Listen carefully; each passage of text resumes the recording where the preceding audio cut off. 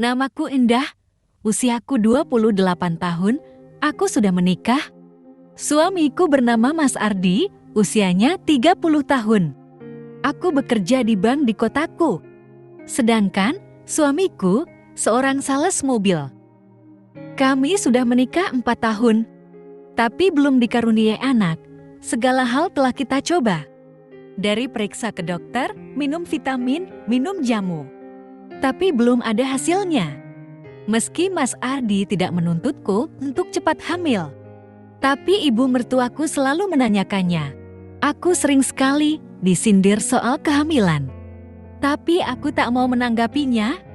Aku paham, dia berharap dariku karena Mas Ardi. Anak semata wayangnya. Tapi kadang aku merasa tersinggung. Karena kadang kelewat batas. Aku sampai minta pisah dengan Mas Ardi. Tapi Mas Ardi selalu menenangkanku.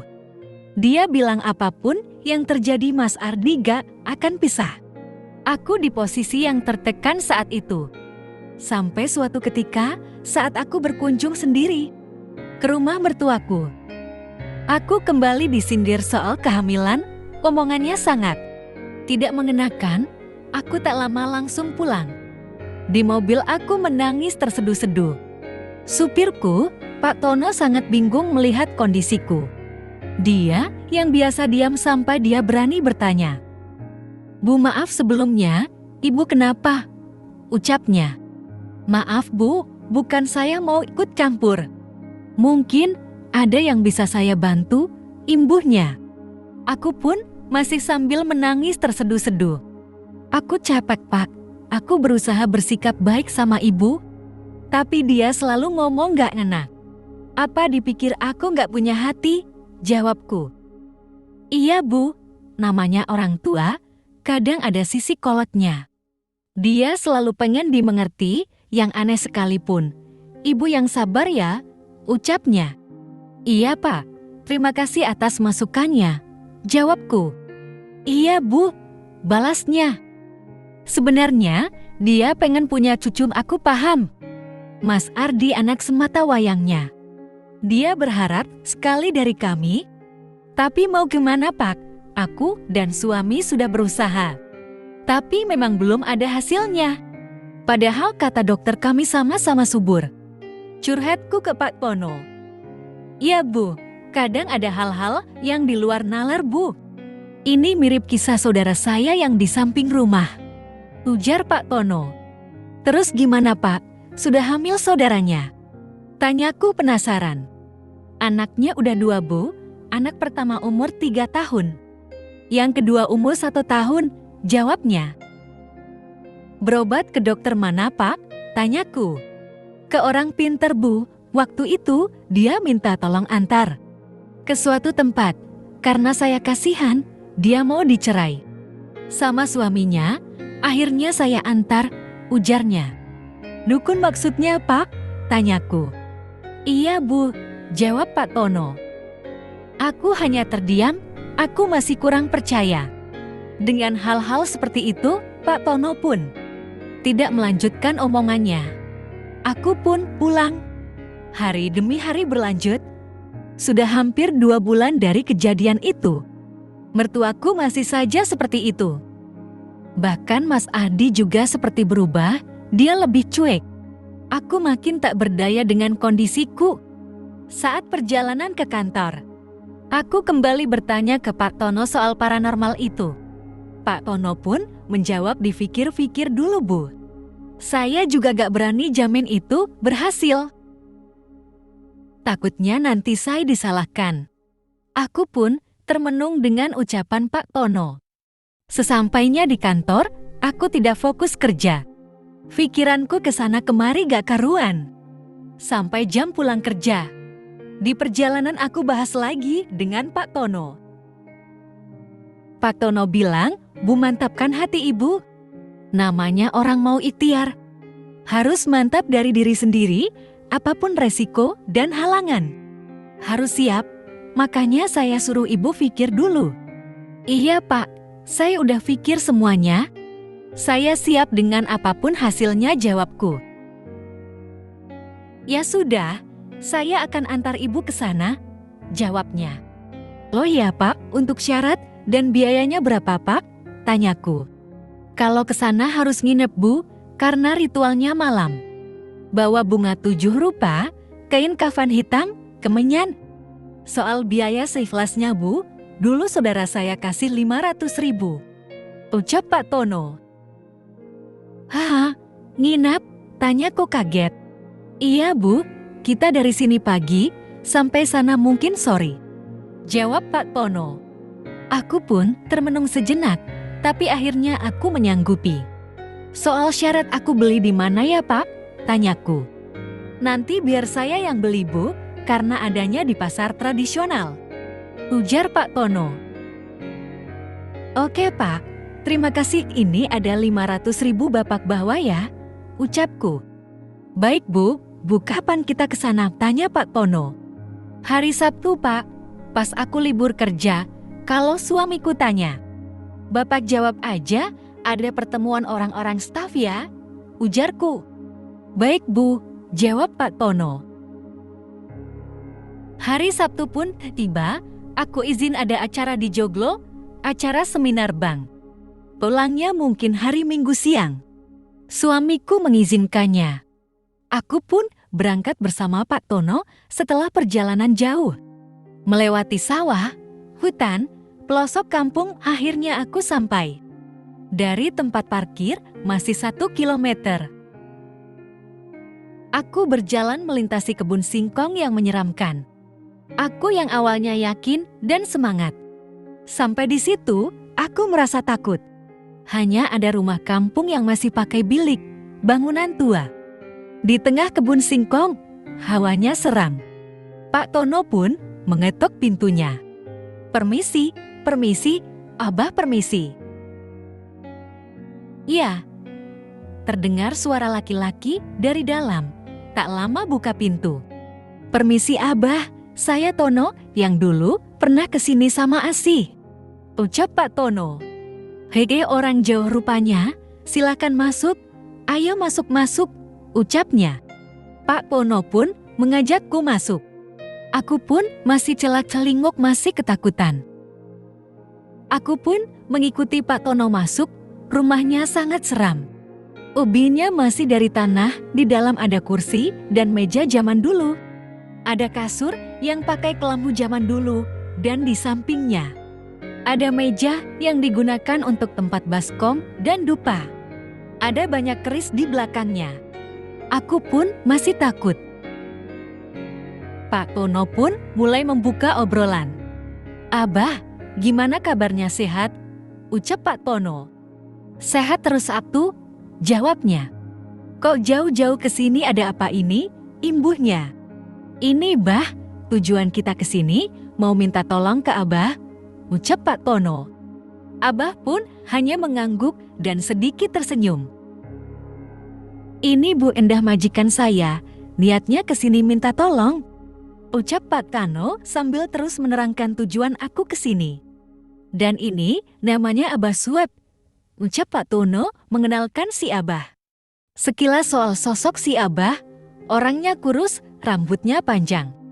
Berwarna putih, pakai ikat kepala batik. Pakai baju hitam khas paranormal dengan baju yang tak dikancing. Terlihat rusuk dan kulit keriputnya. Tingginya sekitar 150 cm, usianya sekitar 60 atau 70 tahun.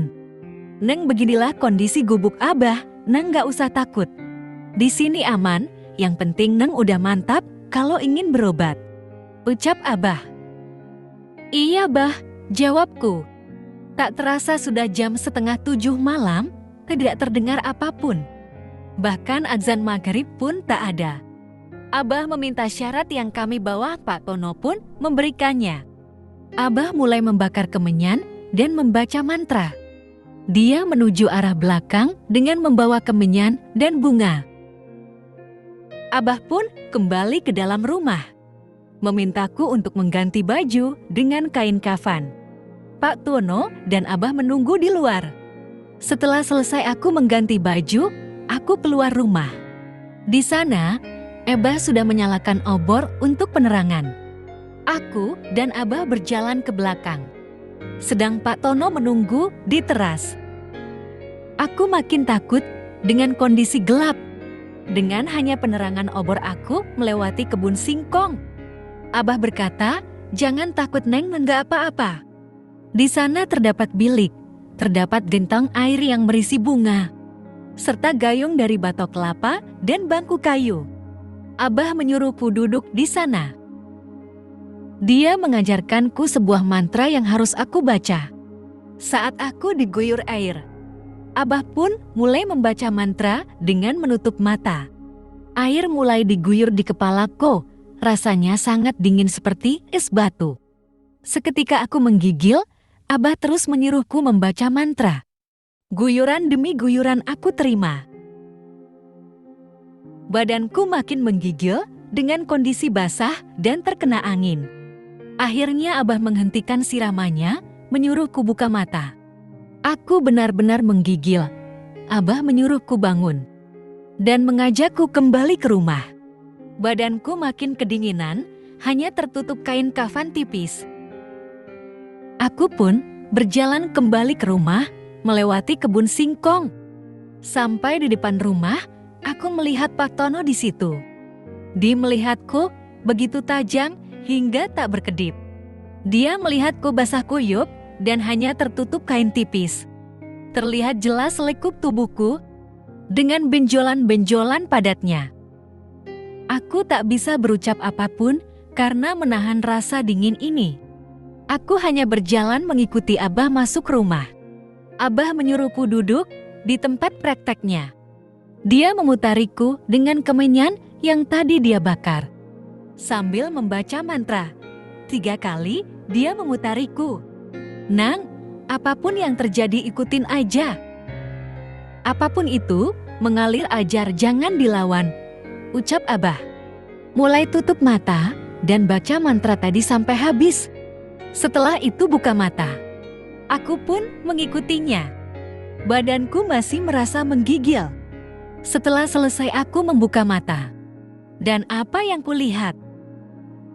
Di situ ada suamiku Mas Ardi.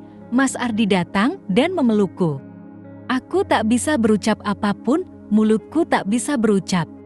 Mas Ardi mengajakku bangun dan menuntunku ke kasur di samping tempat praktek. Kami pun melakukan hubungan, dia menghangatkanku.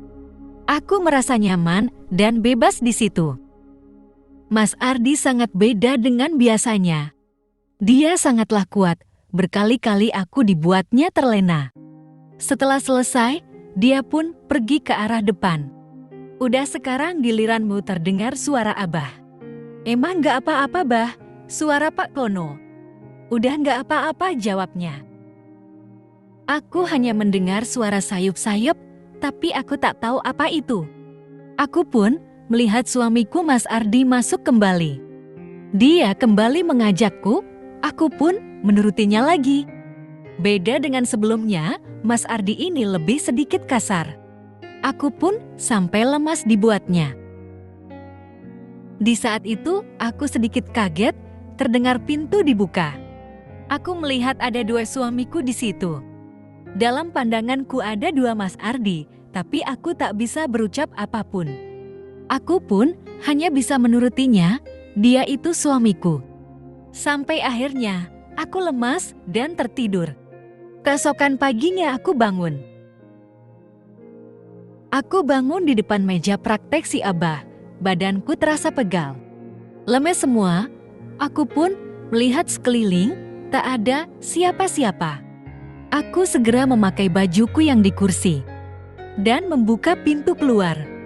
Di teras terlihat Pak Tono dan Abah terbangun dengar aku. Buka pintu rumah. Ternyata Pak Tono dan Abah tidur di teras dengan tikar. Abah pun mengajakku dan Pak Tono masuk. Nang, ritual ini sudah selesai, mudah-mudahan. Tujuan yang bisa terkabul, Abah hanya membantu ikhtiar, ucap Abah. Aku pun berpamitan pulang, tak lupa memberikan amplop. Abah memberikan bungkusan hitam ke Pak Tono. Abah bilang lanjutkan saja, nggak apa-apa. Lakukan apa yang aku ajarkan semalam, ucap Abah ke Pak Tono. Iya, Bah, terima kasih, ucap Pak Tono sambil cium tangan Abah. Aku pun agak bingung dan akhirnya aku pulang bersama Pak Tono. Di jalan aku masih lemes badanku, aku pun menanyakan ke Pak Tono. Semalam apa yang terjadi? Tidak ada apa-apa, Bu. Saya dan Abah tidur di luar. Ibu semedi dan membaca mantra di dalam, ujar Pak Tono. Aku seperti merasakan sesuatu, Pak. Badan saya lemes, ucapku. Mungkin ada makhluk yang keluar dari badan ibu, ujar Pak Tono. Mungkin benar kata Pak Tono, aku pun hanya mengangguk. Pak Tono juga berobat ke Abah, tanyaku. Gak, Bu, saya minta ke Abah buat jaga-jaga aja, ucapnya. Aku pun terobati penasaranku soal bungkusan hitam itu. Aku pun mengajak Pak Tono untuk mampir makan dulu. Kami pun makan setelah di tengah kota. Aku pun berujar ke Pak Tono, Pak, ini jadi rahasia kita aja ya. Jangan sampai suamiku atau siapapun tahu. Iya, Bu, saya janji, Bu, ucap Pak Tono. Aku pun memberikan Pak Tono uang. Tapi Pak Tono menolak. Tidak usah, Bu, saya nggak minta uang. Ikhtiar itu terkabul aja, saya sudah senang, ucap Pak Tono. Amin, terima kasih, Pak, jawabku. Selesai makan kita kembali lanjutkan pulang. Kita sampai sudah sore. Pak Tono pun izin pulang. Aku memberi libur besok biar dia istirahat dulu. Esoknya pun aku berangkat bersama suamiku. Meski suamiku sedikit kuip, aku tetap berusaha membuatnya senang. Waktu berjalan, Pak Tono pun kembali bekerja. Aku masih sibuk dengan kerjaanku. Ada sedikit keanehan sama suamiku. Dia cuek, kadang marah, pergi keluar rumah. Tapi tak lama dia pulang lagi dengan kondisi yang beda. Dia tiba-tiba romantis dan manja, dan mengajakku berulang kali berhubungan. Keesokannya lagi dia dengan sikap cueknya lagi. Kadang dia lembut, kadang sedikit kasar saat berhubungan. Meskipun begitu aku selalu ingin menyenangkannya. Aku turuti maunya karena dia tetaplah suamiku. 3 bulan berlalu, aku mulai merasakan mual-mual. Aku merasa ada yang beda dengan badanku. Sepulang kerja aku mampir ke klinik untuk berobat. Ternyata aku hamil. Alhamdulillah. Aku sangat senang sekali. Aku segera pulang ke rumah. Aku menunggu suamiku pulang. Setelah dia pulang, aku mengabarinya. Ternyata aku sudah hamil 6 minggu. Dia sangatlah bahagia. Dia segera menghubungi ibu mertuaku. Dia begitu perhatian kepadaku. Esoknya aku cerita ke Pak Tono dan mengucapkan terima kasih. Pak Tono ikut senang mendengarnya. Dia ikut bahagia tahu aku hamil. Sekian.